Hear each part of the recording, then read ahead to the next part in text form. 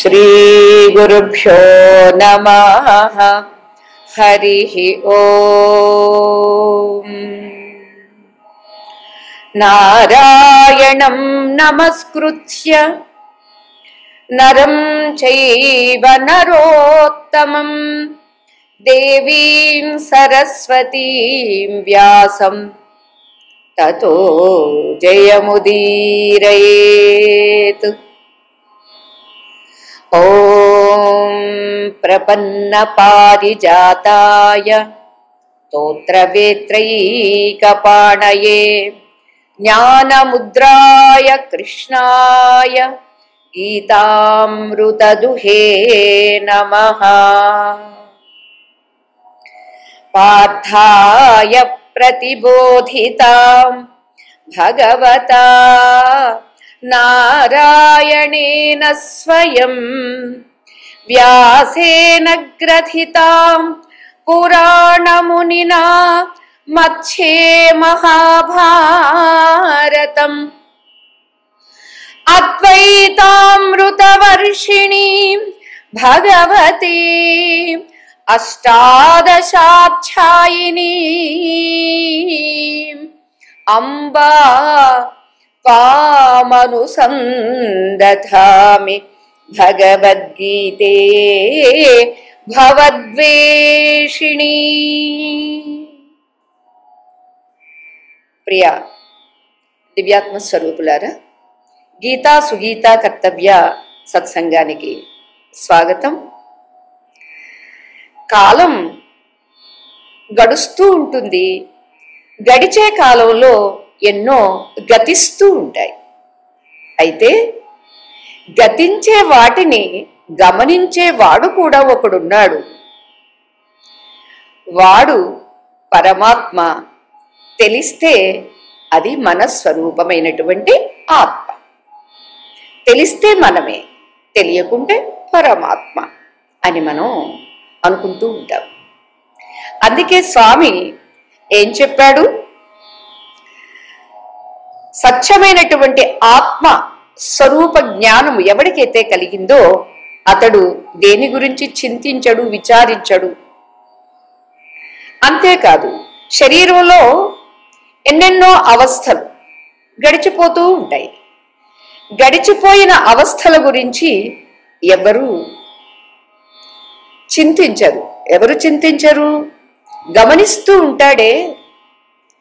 ఏవేవి గడుస్తున్నా గమనించేటటువంటి వాడు చింతించడు. దానికే స్వామి ఒక ఉదాహరణని చెప్పాడు.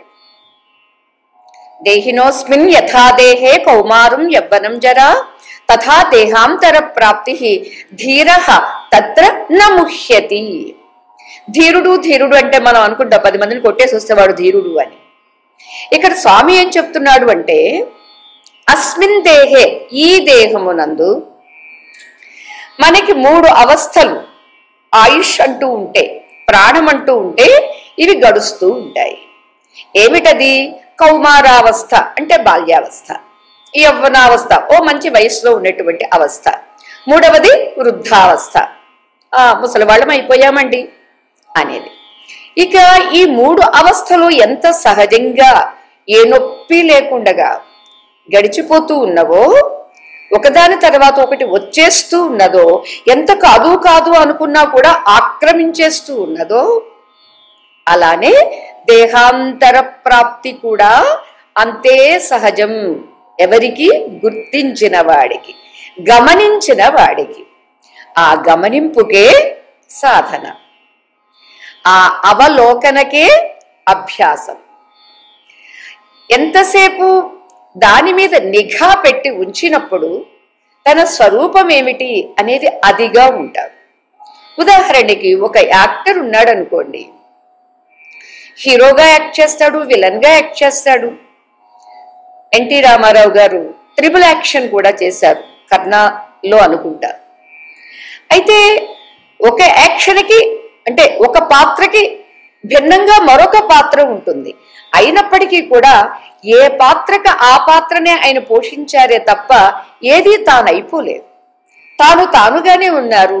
3 పాత్రలని విభిన్నంగా పోషించారు. ఎలానో అలానే మన స్వరూపమైనటువంటి ఆత్మ బాల్యావస్థలో బాలుడుగా, యవ్వనావస్థలో యువకులుగా, వృద్ధావస్థలో ముసలివారిగా ఉంటూనే ఉంటారు. ఇది ఒక పాత్ర తర్వాత ఒక పాత్ర వస్తుందండి. ఆయన ట్రిపుల్ యాక్షన్ లాగా మనకి కాదు, ఒకదాని తర్వాత ఒకటి వస్తుంది. అయితే ఒకదాని తర్వాత ఒకటి ఎలా ఎంత సహజంగా వస్తుందో వితౌట్ ఎనీ పెయిన్, అలానే దేహాంతర ప్రాప్తి, ఈ దేహాన్ని విడిచి మరొక దేహాన్ని పొందడం. ఒక్కసారి మన అనుభవంలోనే చూస్తే మన జీవితంలో బాల్యం పోయింది, మనం పోయామా? అయ్యో నా బాల్యంతో పాటు నేను కూడా పోయానండి అన్నవాడు ఎవడు లేడు. నా చిన్నప్పుడండి ఓహో బాగా అల్లరి చేసేవాడిని అటండి, ఎందుకంటే నాకు ఇప్పుడు జ్ఞాపకం లేదు. ఆట ఈ పక్క వాళ్ళు ఆ పక్క వాళ్ళు ఇంట్లో వాళ్ళు చెప్తుండగా విన్నాను నేను. ఇక యవ్వనంలో ఉన్నప్పుడు కాస్త మనసు అటో ఇటో పోయినా పెద్దలందరూ దారిలో పెట్టడంతో బానే ఉన్నానండి అని కూడా తెలుస్తుంది. అంటే తెలిసింది ఎవరికి? తనకే. అంతేత బాల్యము పోయినా మనం పోలేదు, యవ్వనం పోయినా మనం పోలేదు. ఒక ఏడాది క్రితం చికెన్ గున్యా వచ్చిందండి, ఓకే గున్యా వచ్చింది, అది పోయింది, మనం పోయామా? పోలేదు. అంతేకాదు మాకు చిన్నప్పుడు జుట్టు బాగా ఉండేదండి. మన వాళ్ళు చంటమ్మ గారు అలాంటి వాళ్ళు మధ్య మధ్యలో కొన్ని పాయలు కట్ చేసుకుని వాళ్ళు సవరం కూడా కట్టుకునేవారండి. మరి అంత జుట్టు ఇప్పుడు ఏమయ్యిందండి? పోయిందండి. జుట్టు పోయిందే కానీ నేను పోలేదు కదా, జుట్టు రాలిపోయిందే కానీ నేను రాలిపోలేదు కదా. అలానే ఏ అవస్థ గడిచినా, అది యోగావస్థ కావచ్చు, భోగావస్థ కావచ్చు, రోగావస్థ కావచ్చు, దీనావస్థ కావచ్చు, సుఖావస్థ కావచ్చు, దుఃఖావస్థ కావచ్చు, సరే జాగ్రత్త అవస్థ, స్వప్నావస్థ, సుషుప్తి అవస్థ, ఇవన్నీ మనందరికీ తెలుస్తున్నాయి. ఏ ఏ అవస్థలు గడిచినప్పటికీ అన్ని అవస్థలలో అనుస్యూతంగా ఉన్నటువంటి స్థితి ఎవరు? స్వరూపము ఎవరు? అది నేను. అది నేను అని గుర్తించిన వాడు ధీరుడు. అతడికి ధైర్యము. అంటే ధైర్యం అయితే ఏం చేస్తున్నాడండి అని అంటే, ఏ అవస్థ పోయినా ఎలా విలపించటం లేదో ఆఖరికి చివరిగా దేహాంతర ప్రాప్తి అంటే ఈ దేహం విడిచిపెట్టి మరొక దేహాన్ని పొందుతూ ఉన్నాడు. అలా పొందుతాను అన్నప్పుడు బాధపడడు, దుఃఖపడడు. ఎవరో తన వాళ్ళ ఇంట్లో అమ్మ ఉన్నారు, నాన్న ఉన్నారు, తాతగారు ఉన్నారు, అయ్యో ఇక పోయే పరిస్థితి వచ్చేసింది, అయ్యో పోతారు. అరే ఎవరు పోతారు? ఇదే అర్జునుడికి శ్రీకృష్ణ పరమాత్మ బోధిస్తూ ఉన్నారు. నా తాతలు, నా మేనమామలు, నా గురువులు అని అంటున్నావు, వాళ్ళు నిత్యులు, వాళ్ళు అశోచ్యులు, అంటే శోకింపదగని వారు. ఎందుకు శోకింపదగని వారు? ఎప్పుడు ఉండేటటువంటి వాళ్ళ కోసం ఏడవడం ఏమిటయ్యా? ఇంకొంచెం గట్టిగా చెప్తే బుద్ధి ఉందా లేదా అని కూడా చెబుతారు. అదే మన గురువులైతే శ్రీకృష్ణ పరమాత్మ కాబట్టి మర్యాదగా చెప్పారు.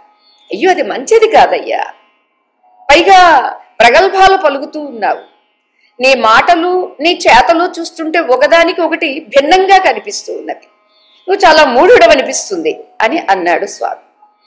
మరి ఆ మూఢత్వం మనకి కూడా ఉంది అని గుర్తించినప్పుడు స్వామి చెప్పిన దాన్ని చాలా పాజిటివ్గా, అంటే దాన్ని నా కోసమే నాకే చెబుతున్నాడు స్వామి అని అనుకున్నప్పుడు దాన్ని పూర్తిగా ఆమోదిస్తాం, స్వీకరిస్తాం. తద్వారా ఇప్పుడు స్వామి చెప్పినటువంటి ధీరత్వము మనకి కూడా వస్తుంది. అటువంటి ధీరుడు నా ముహ్యతి, మోహాన్ని పొందడు, మోహాన్ని చెందడు. మరి ఎలా ఉంటాడు? నిశ్చింతగా ఉంటాడు. బాల్యం పోయి యవ్వనం వచ్చినా బాధ లేదు, యవ్వనం పోయి వార్ధక్యం వచ్చినా బాధ లేదు. ఎందుకని? ఇవేవేవి పోతూ ఉన్నా నేను పోలేదే, నేను ఎప్పుడూ ఉన్నాను, ఉంటాను, ఉండబోతాను కూడా అనే జ్ఞానంలో ధీరత్వం వస్తుంది. ఆ ధీరత్వమే మోహాన్ని పోగొడుతుంది. అసలు మోహాన్ని రానివ్వదు. ఇది ధైర్యము, ఇది ధీరత్వము అని స్వామి చెబితే దానికి మరలా అర్జునుడు ఇలా అనుకుంటాడేమో అని అంటూ, కృష్ణ ఆత్మ నిత్యమైనది అని తెలిసినప్పటికీ కూడా, ఆత్మ నశించదు అని తెలిసినప్పటికీ కూడా, మోహం కలగకపోయినప్పటికీ కూడా, చూడండి మనం కూడా మీరు అన్నది బాగానే ఉంది, అయినప్పటికీ అని అంటుంటామే, అర్జునుడు కూడా ఇలానే మాట్లాడుతున్నాడండి. అయినప్పటికీ శీతలం, అలాగే ఉష్ణం, మంచి వేసవకాలం ఎండ తట్టుకోలేకపోతున్నాం, అలాగే చలికాలం చలి తట్టుకోలేకపోతున్నాం. తద్వారా ఏమవుతుంది, మనకి సుఖము దుఃఖము వస్తూ ఉంది. తట్టుకోలేనటువంటి ఎండ వచ్చినప్పుడు మనకి దుఃఖం వస్తుంది. అదే మనం లోపలికి వచ్చి ఏసీ వేసుకుంటే సుఖం అనిపిస్తుంది. అంచేత ఇక్కడ మనకి సుఖ దుఃఖాలు శీతోష్ణాలు కలుగుతూ ఉండడం ద్వారా ఏమవుతుంది, తట్టుకోలేనటువంటి స్థితి వస్తుంది కదా అని అంటావేమో అర్జున అని అంటూ ఇప్పుడు మనకి 14వ శ్లోకంలో మాత్రా స్పర్శాస్తు కౌంతేయ శీతోష్ణ సుఖ దుఃఖదాః ఆగమాపాయినో నిత్యాః తాం స్థితిక్షస్వ భారత. మాత్రాః స్పర్శాః తు కౌంతేయ శీత ఉష్ణ సుఖ దుఃఖదాః ఆగమా అపాయినః అనిత్యాః తాం తితిక్షస్వ భారత అన్నారండి. మరి భారత అనేటటువంటి సంబోధన మనందరికీ కూడా వర్తిస్తుంది. ఎందుకని మనం భారతదేశంలో ఉన్నాం, మనం భారతీయులు కాబట్టి.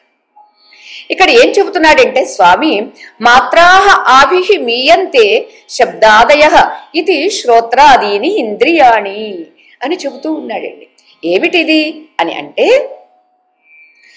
వేటి చేత శబ్దాదులు గ్రహించబడుతూ ఉన్నాయో అవి మాత్రలు. అంటే శ్రోత్రేంద్రియం ఏమిటది? శ్రోత్రేంద్రియం అంటే చెవి. చెవి ఉన్నప్పుడే ఫలానా శబ్దం, శృతి వినిపిస్తూ ఉంది. త్వగింద్రియం ఉందనుకోండి, వేడిగా ఉంది చల్లగా ఉంది అనేది గ్రహిస్తుంది. త్వగింద్రియం అనేటటువంటిది మాత్ర. ఇది అంటే కొలత బద్ద, ఏదుంటే మరొక దాని విషయాన్ని కొలుస్తుందో దాన్ని మాత్ర అని అంటాము. అలాగే కన్ను ఉందనుకోండి, ఇది మాత్ర. దేనికి? రూపానికి. కన్ను ఉంటేనే ఫలానా రూపాన్ని మనం చూడగలుగుతున్నాం. పాపం కన్ను లేనివాడు ఊహిస్తాడే తప్ప ఇదిగో ఇది ఈ రంగులో ఉంది, ఇలా ఉంది, అలా ఉంది అని చెప్పలేడు. ఎందుకని? నేత్రేంద్రియము అనేటటువంటి మాత్ర ఆయనకి లేదు కాబట్టి. త్వకు చక్షు, చక్షురింద్రియం అంతే కదా, ఏదైతే చూసే నేత్రం ఉంటే చూడగలదు. ఇక శ్రోత్ర త్వకు చక్షు, జిహ్వ అంటే రసనేంద్రియం. నాలుక చివర ఆ రసనేంద్రియం ఉంది కాబట్టి ఎంత గంటల తరబడి వంట చేసిన దాన్ని సర్టిఫై చేసేస్తారండి, బాగుంది లేదా బాగలేదు, చాలా బాగుంది, అస్సలు బాగలేదు అని. దీనికి కారణం ఏమిటి? ఈ ఇంద్రియం దాన్ని కొలిచి చెప్పేస్తూ ఉంది. ఇక చివరిది ఘ్రాణేంద్రియం. అంటే అబ్బా మల్లెపూల వాసన ఎంత బాగుందో అని చెబుతూ ఉంది. ఇలా ఏదేదైనప్పటికీ అంటే శ్రోత్ర త్వకు చక్షు జిహ్వ ఘ్రాణ అనేటటువంటి ఇంద్రియాలు శబ్ద స్పర్శ రూప రస గంధములు అనేటటువంటి విషయాలని కొలిచి చెప్పేస్తూ ఉన్నవి. అంతేకాదు ఈ ఇంద్రియాలు ఏం చేస్తున్నవి? వాటిని స్పర్శిస్తూ ఉన్నవి. చూడండి, ఒక మనిషి వస్తే షేక్ హ్యాండ్ తీసుకున్నట్టుగానే ఈ శ్రోత్రేంద్రియం శబ్దాన్ని స్పృశిస్తూ ఉంది. అంచేత ఇవి స్పర్శలు అన్నారండి. అలాగే త్వగింద్రియం కూడా వేడిగా ఉంది చల్లగా ఉంది అనే దాన్ని స్పృశిస్తుంది, టచ్ చేస్తుంది. అలాగే చక్షురింద్రియం, అలాగే రసనేంద్రియం, అలాగే ఘ్రాణేంద్రియం. అంచేతి ఈ మాత్రలు అనేటటువంటి ఇంద్రియములు వాటి విషయములైనటువంటి శబ్దస్పర్శ రూప రసగంధాలను స్పృశిస్తూ ఉన్నవి కాబట్టి మాత్రాహ స్పర్శాహ అని చెప్పాడు స్వామి. ఇది చూడండి, ఇది మనందరి అనుభవంలో ఉన్నదాన్నే చెబుతున్నారే తప్ప ఇదిగో అదేదో పాండిత్యము అక్కడ దేనిలోనో ఉంది అని చెప్పటం లేదండి. శ్రీకృష్ణ పరమాత్మ కూడా ఎంత సులభంగా మన జీవితంలో గడుస్తూ ఉన్నటువంటి అవస్థలను చెప్పారు. ఇదిగో ఇప్పుడు ఆ అవస్థల్లో జరుగుతూ ఉన్నటువంటి సంఘటనలను చెబుతూ ఉన్నారు. ఏమవుతుంది? ఒక ఇంద్రియము తన విషయాన్ని కలుస్తూ ఉంది, సంయోగం కలుగుతుంది. సంయోగం కలగడం ద్వారా ఏం చేస్తుంది? కొన్ని కొన్ని సుఖాన్ని ఇస్తూ ఉన్నవి, మరికొన్ని దుఃఖాన్ని ఇస్తూ ఉన్నవి. మనకి ఇష్టమైనటువంటి శబ్దం, సత్సంగం మనం ఇంట్రెస్ట్గా చేస్తూ ఉన్నాం, వింటూ ఉన్నామండి. వింటున్నప్పుడు ఈ శబ్దం బాగానే ఉంటుంది. మరొకరు ఎవరో డోర్ నాక్ చేశారు, ఆ శబ్దం ఇష్టం ఉండదు. ఈ శబ్దంలో సుఖానుభూతిని పొందుతున్నాను, వెంటనే డోర్ నాక్ చేసేసరికి దుఃఖానుభూతిని పొందుతూ ఉన్నాను. అదే ఒక్కొక్కసారి నాకు ఇష్టమైనటువంటి వాళ్ళు వచ్చి డోర్ నాక్ చేస్తే అబ్బా వచ్చారు, అయ్యో నేను ముందుగానే తలుపు తీయాల్సింది అని అనుకుంటాం. ఒకే సంఘటన ఒకసారి సుఖాన్ని మరొకసారి దుఃఖాన్ని ఇస్తూ ఉంటారు. ఇప్పుడు మనకి వేసవి కాలంలో ఏసీ ఎంత హాయిగా ఉంటుందో, అదే శీతాకాలంలో ఆహా ఏసీ అస్సలు భరించలేము, బయటికి వెళ్ళి ఎప్పుడు సూర్యుడు వస్తాడా అని చూస్తాం. అంచేత ఇవన్నీ కూడా మాత్రాహ స్పర్శాహ తూ కౌంతేయ కుంతీపుత్ర అర్జున శీత ఉష్ణ సుఖ దుఃఖదాహ. శీతాన్ని ఉష్ణాన్ని ఇస్తూ ఉన్నవి. శీతము ఒకసారి సుఖాన్ని ఇస్తుంది, మరొకసారి దుఃఖాన్ని ఇస్తుంది. ఉష్ణము ఒకసారి సుఖాన్ని మరొకసారి దుఃఖాన్ని ఇస్తూ ఉన్నవి. తద్వారా శీతము ఉష్ణము ఏం చేస్తున్నవి? సుఖాన్ని దుఃఖాన్ని దాహ ఇస్తూ ఉన్నవి. అయితే అబ్బా నిజమే కదా, సుఖాన్ని ఇస్తున్నది అలాగే ఉండిపోవాలనుకుంటే సుఖ వియోగం జరుగుతుంది. పోనీ దుఃఖం వచ్చింది కదా, ఈ దుఃఖం నాకు ఎంత తొందరగా దూరం అయితే బాగుండు అని అనుకుంటాము, ఆ దుఃఖం మనకి బాధ పెడుతూ ఉంది. తెలివైనటువంటి వాడు ఏం చేస్తాడు? అవును ఈ సుఖం వస్తుంది, ఈ దుఃఖం వస్తుంది, ఎంతసేపు ఉంటవి, ఎంత కాలం ఉంటాయి అని వివేకిస్తాడు. వివేకించినప్పుడు స్వామి చెప్పాడు ఆగమా అపాయన, ఇలా వస్తాయి అలా పోతాయి. వచ్చి పోయేటటువంటి వాళ్ళని నిత్యులంటారా ఏమిటి అర్జున? అనిత్యులు అంటారు. అంచేత ఈ శీతము ఉష్ణము సుఖము దుఃఖము అనేటటువంటివి వచ్చి పోయేటటువంటివి కాబట్టి అనిత్యము. You should confirm it. మనం దాన్ని నిశ్చయం చేసేసుకోవాలి. ఎందుకని? అనిత్యము కాబట్టి. అనిత్యము అంటే వస్తుంది పోతుంది, ఎప్పుడు నిత్యంగా ఉండదు. ఎప్పుడు నిత్యంగా ఉండేదాని గురించి ఏడవాలి కానీ వచ్చిపోయేటటువంటి వాళ్ళ గురించి ఏడవడం ఏముందండి? అంచేత ఏం చేయాలో అర్జున తెలుసా? తాం తితిక్షస్వ, వాటిని ఓర్చుకో అన్నారు.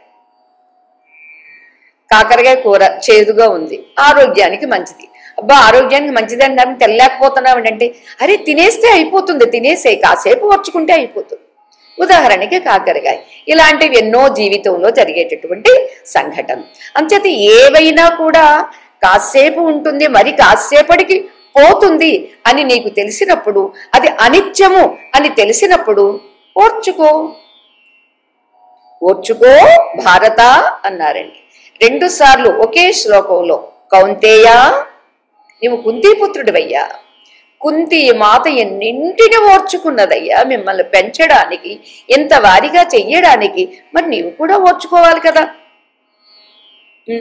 అంచేత భారత అని మరొక పాదంలో స్వామి అర్జునుడిని సంబోధన చేశాడు అంటే అది మనకి కూడా వర్తిస్తూ ఉంది.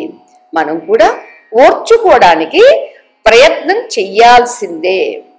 ఎందుకంటే అలా చేసిన నాడే మనకి జ్ఞానం కలిగింది, వివేకం నిలిచింది అని మనకి తెలుస్తుందండి. ఇక్కడ ఏమంటున్నారంటే, ఎవరైతే స్వరూపమైనటువంటి ఆత్మయందు నిలిచి ఉండడానికి ప్రయత్నం చేస్తారు. ఇప్పుడు చూడండి, థియేటర్కి వెళ్ళామనుకోండి, మేము మొన్ననే కన్నప్ప పిక్చర్ చూడడానికి థియేటర్కి వెళ్ళాము. గజల్ శ్రీనివాస్ గారు, మోహన్ బాబు గారు ఇన్వైట్ చేస్తే థియేటర్లోనే చూడాలి అన్నారు. చూడ్డానికి వెళ్ళాం. థియేటర్లో ఉన్నప్పుడు ఆ స్క్రీన్ మీద ఏమేమి కనిపిస్తుందో, కన్నప్పకు ఎంత ధర్మాత్ముడో, ఎంత న్యాయము నిష్ఠ కలిగినటువంటి వాడో, అటువంటి వాడికి దేవుడంటే ముందు నచ్చనే నచ్చదు. అసలు దేవుడు లేడు అంటాడు. దేవుడు లేడు అన్నటువంటి వాడు ఎప్పుడైతే అతని భార్య కనిపించలేదు విలవిల్లాడిపోయాడు. అంటే తన వాళ్ళని అంతగా ప్రేమించేవాడు, తన వాళ్ళ కోసం తన ప్రాణాన్ని త్యాగం చేసేటటువంటి త్యాగి. అలాంటి వాడు ఎప్పుడైతే తన భార్య కనిపించలేదు అప్పుడు అంటాడు, శివా నువ్వెక్కడున్నావు, నా భార్య ఏమయ్యింది అని. అంటే ఈ రెండింటినీ మనం చూస్తూ ఉన్నాము. అంటే మనము కన్నప్ప అయిపోలేదు, కన్నప్ప భార్య అయిపోలేదు. ఆ కన్నప్పకు కాస్త రుద్ర వెళ్ళు, అతనికి కాస్త మార్గనిర్దేశనం చెయ్యి అని సాక్షాత్తు శివుడే పంపించాడండి. మనం రుద్రుడు అయిపోలేదు, శివుడు అయిపోలేదు. వీటన్నింటికీ సాక్షిగా ఉన్నాము. అక్కడ జరిగేటటువంటి సంఘటనని చూస్తూ ఎంజాయ్ చేస్తూ ఉంటాము. అక్కడ ఆనందం కలిగితే ఆనందిస్తాము, అక్కడ దుఃఖం కలిగితే కూడా దుఃఖాశ్రువులు వస్తాయి, ఆనందాశ్రువులు వస్తాయి. ఎప్పుడు నేనుగానే ఉండి దాన్ని వీక్షిస్తూ ఉన్నాను.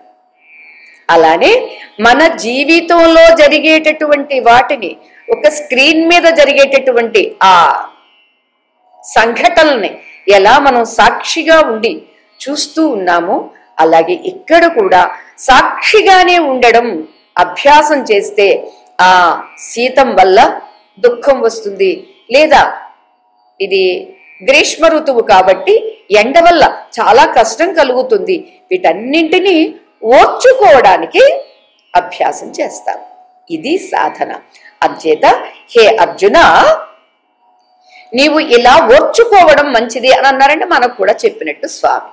అయితే ఆ తరువాత శ్లోకంలో చెప్తూ ఉన్నారు, శీతోష్ణాదీన్ సహతః కిం స్యాత్. హే అర్జున, శీత ఉష్ణములను, సుఖ దుఃఖములను ఓర్చుకోవడం ద్వారా కలిగే లాభం ఏమిటి అని అంటావా, విను అన్నాడు. ఈ ప్రశ్న మనకి కూడా కలగాలండి. వివేకిస్తే, కాస్త ఆలోచిస్తే మనకు కూడా కలుగుతుందండి. అబ్బా అన్ని ఓర్చుకోండి ఓర్చుకోండి అంటున్నారండి. ఓర్చుకుంటే వచ్చేది ఏమిటి? అదేమన్నా లాభం ఉంటే చెప్పండి, ఓర్చుకుంటాము. ఏమీ ఒక పైసా కలిసి రాదు, పైగా పోనీ ఎవరు మెచ్చుకోరు, దేనికండి, ఏమిటి లాభము అని అంటావా అర్జున అని అంటూ తనకు తానే స్వామి. ఇప్పుడు చూడండి, పిల్లలకు మనం చెప్తూ ఉంటే అన్ని మనమే సృష్టించేసుకుంటాం, ప్రశ్న మనమే సృష్టించుకుంటాము, సమాధానం మనమే చెప్పేస్తూ ఉంటాం. అలానే స్వామి అర్జునుడి మీద ఉండేటటువంటి వాత్సల్యంతో, అంటే లోకంలో ఉండేటటువంటి మనుష్య జాతి మీద ఉన్నటువంటి జాలితో, కృపతో, కరుణతో అన్ని తానే చెప్పేస్తున్నాడు. శీతోష్ణాలను గోర్చుకోవడం ద్వారా కలిగే లాభం ఏమిటి అని అంటావా అర్జున?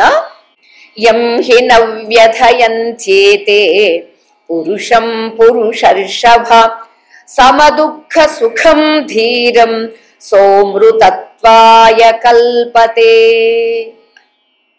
యం హి పురుషం న వ్యథయంతి ఏతే.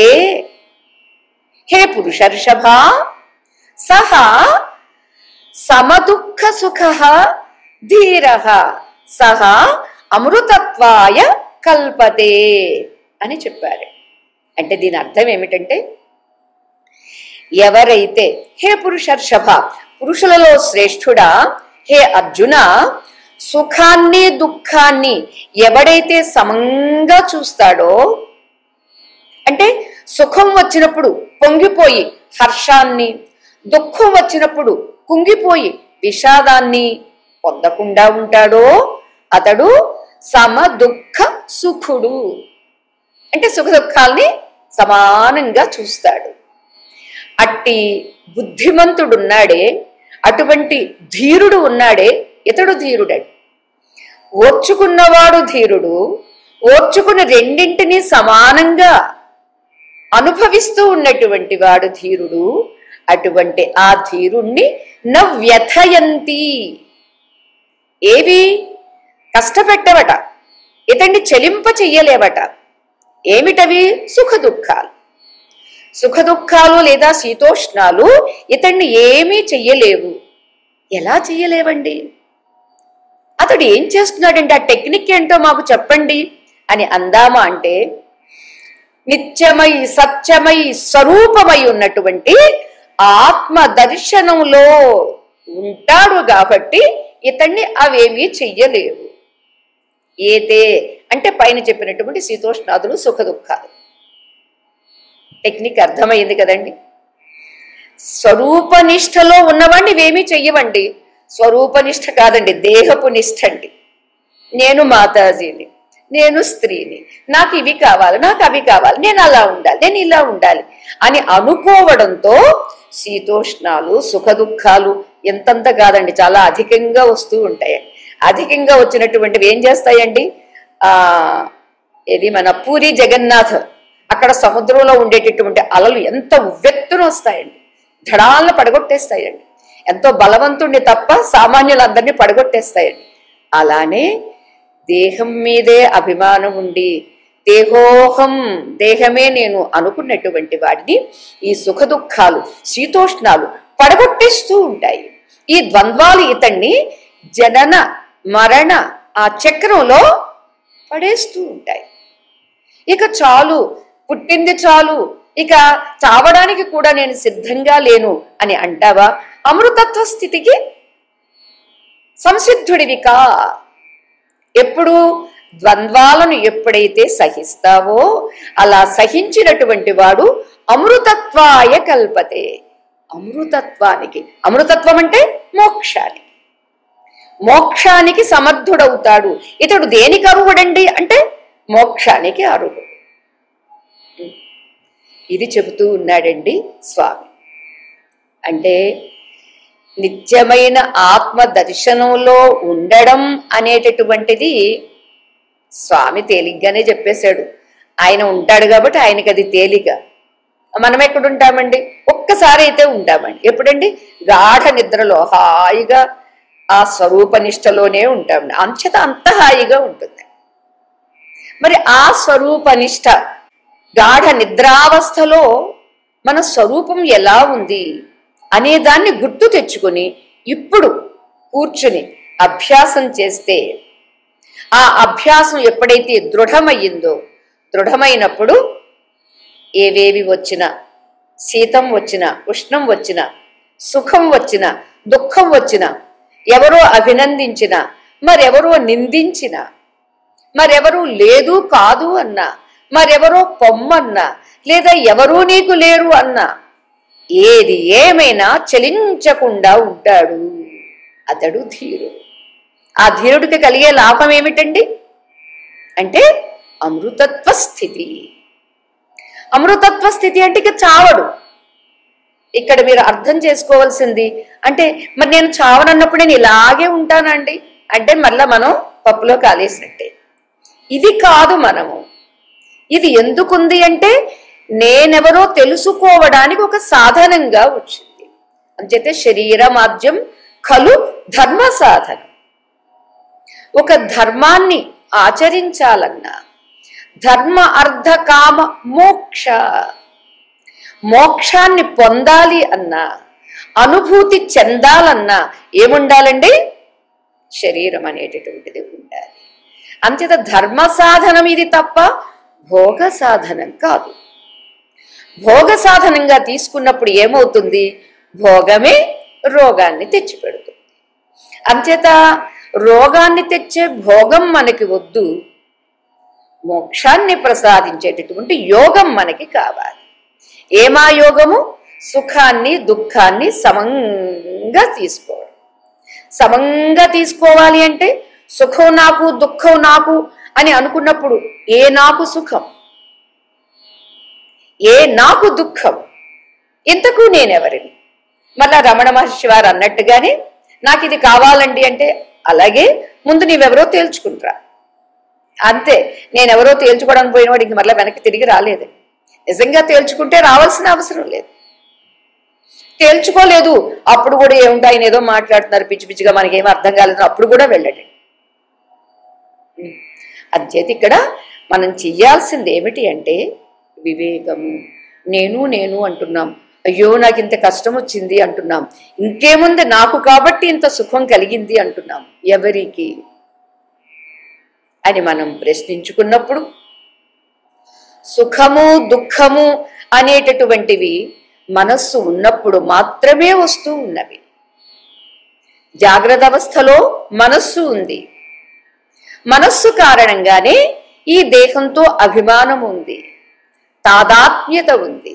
ఈ తాదాత్మ్యతలో మనకెవరైనా పళ్ళు తీసుకొచ్చి ఒక షాల్ కప్పారనుకోండి, అబ్బా ఎంత బాగుంటుందో.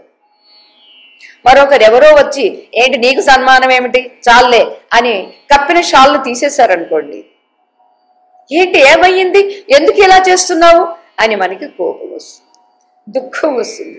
అయ్యో నన్ను ఎంతగా అవమానం చేశావే అని బాధ వస్తుంది. ఎప్పుడు దేహమే నేను అని అనుకున్నప్పుడు, మనస్సు దీనితో తాదాత్మ్యత చెంది ఉన్నప్పుడు. మనమే మనస్సుతో కానీ దేహంతో కానీ తాదాత్మ్యత చెందకుండగా బుద్ధిగా ఆ బుద్ధికి బుద్ధి చెప్పుకుంటూ బుద్ధికి కూడా సాక్షిగా ఉన్నటువంటి స్వరూపము నేను, అదే ఆత్మస్వరూపం.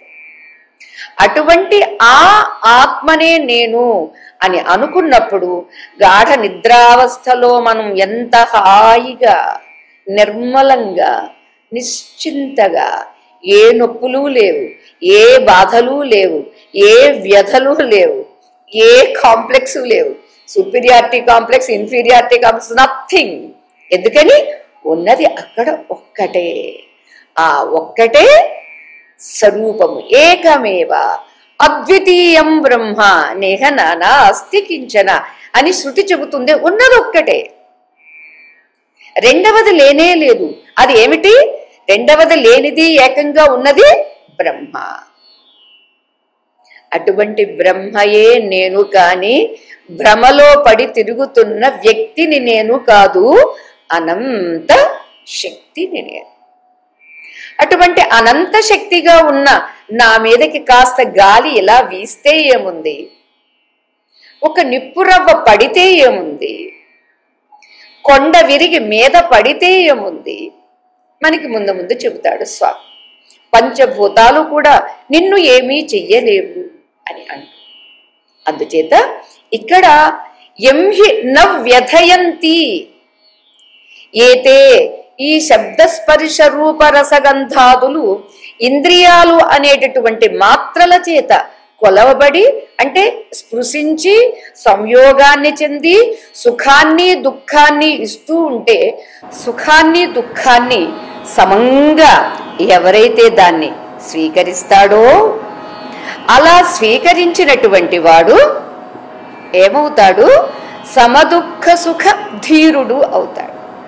అంటే సుఖ దుఃఖాన్ని సమంగా స్వీకరించినటువంటి వాడు మాత్రమే ధీరుడు.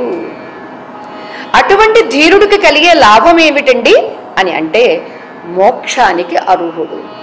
అంటే మోక్షానికి అర్హుడని చెప్పడం అంటే ఇక మోక్ష స్వరూపమే అతనిది. ఒక లిప్త కాలంలో ఒక పూసినటువంటి మల్లె చెట్టు నుండి మల్లె పువ్వుని కొయ్యడం ఎంత తేలికో, అలా ఆత్మానుభూతికి అర్హుడైనటువంటి వాడు దాన్ని పొందడం కూడా అంతే తేలిక అని మనకి యోగ వాసిష్ఠంలో వశిష్ఠ మహర్షి చెబుతారండి.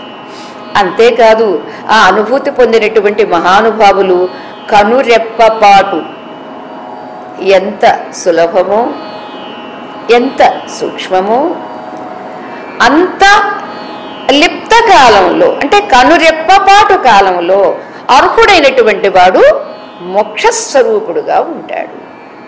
అంచేత సహ అమృతత్వాయ కల్పతే. అటువంటి ధీరుడు ఎవరు? సుఖాన్ని దుఃఖాన్ని సమంగా స్వీకరించినటువంటి ఆ ధీరుడు మోక్షానికి అర్హుడవుతాడు, కైవల్య పదానికి అర్హుడవుతాడు, సంసిద్ధుడవుతాడు. ఇదయ్యా లాభము. అని చెప్పారండి. మరి ఈ లాభం మనకి కూడా కావాలి అని అంటే మనం సాధన చెయ్యాల్సింది. అంటే సుఖం సుఖము అని తెలుస్తుందండి, దుఃఖము దుఃఖము అని తెలుస్తుందండి. తెలిసినటువంటి వీటిని సమంగా స్వీకరించడం అనేది మనం చేయాల్సినటువంటి సాధన. అంటే సుఖం వచ్చినప్పుడు పొంగిపోక, దుఃఖం వచ్చినప్పుడు అయ్యో నాకే వచ్చింది అని కుంగిపోక, రెండింటిని బ్యాలెన్స్ చేసుకుంటూ సమంగా స్వీకరించిన నాడు మనం కూడా ఆ అమృతత్వ స్థితికి సంసిద్ధులుగా ఉన్నాము, ఆ అర్హత మనకి ప్రాప్తించింది అని మనము అనుకోవచ్చు, పెద్దలు అనుకుంటారు, భగవంతుడు ఆశీర్వదిస్తాడు, ఆనందిస్తాడు. అటువంటి స్థితిని మనం పొందుదుముగాక అని భగవంతుని శ్రీకృష్ణ పరమాత్మను ప్రార్థిస్తూ